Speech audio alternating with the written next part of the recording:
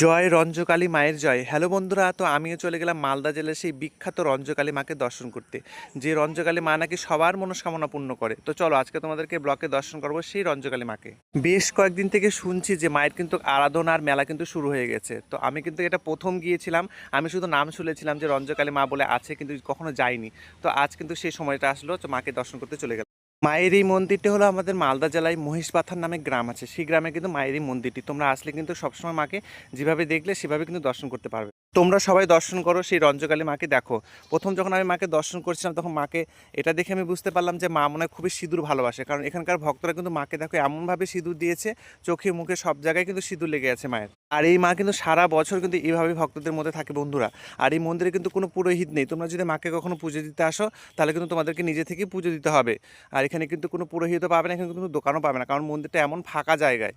তোমরা যদি কেউ পুজো দিবে বলে ভাবো তাহলে কিন্তু আগে থেকে সবকিছু নিয়ে এসে মায়ের এখানে তোমরা পুজো দিতে পারবে। তোমরা সবাই দর্শন করো রঞ্জকালী মাকে, ছোট ছোট রঞ্জকালী মাদেরকে দর্শন করো, মন্দির চত্বরটা দর্শন করো। আমার তো খুবই ভালো লাগলো।